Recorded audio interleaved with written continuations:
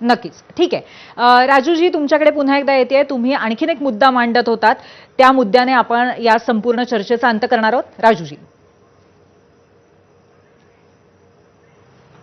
मला मुद्दा हा मांडायचा होता की या प्रवीण परदेशी ही जी काही तज्ज्ञ समिती आहे, या समितीला मी स्वतः भेटलेलो होतो आणि त्यांना मी वारंवार सांगितलेलं होतं की आकड्याच्या जंजाळामध्ये शेतकऱ्यांना अडकू नका.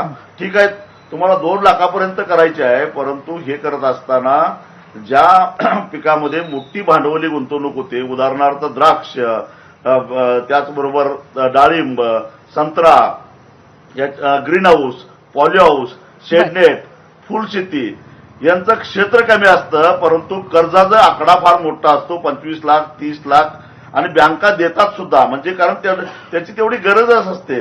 आणि मग असं असताना त्यांना तुम्ही 2 लाखाच्या याच्यामध्ये जर अडकवलं तर त्या शेतकऱ्यांच्यावर मोठा अन्याय होईल आणि ती कर्ज कधीच पेटणार नाहीत आणि तो शेतकरी बर्बाद होईल. या कर्जमाफीचा नाशिक जिल्ह्याला काहीच फायदा झालेला नाही. असे अनेक सांगली जिल्ह्यामध्ये द्राक्ष उत्पादक शेतकऱ्यांना काही फायदा झालेला नाही आणि यांचा समावेश करा.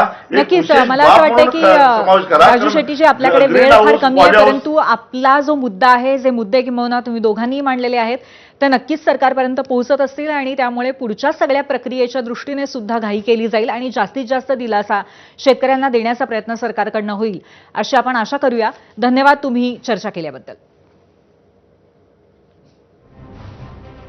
आणि थेट जाऊयात पोल सेंटरला, पाहूयात या प्रश्नावरती महाराष्ट्राने कौल काय दिलाय.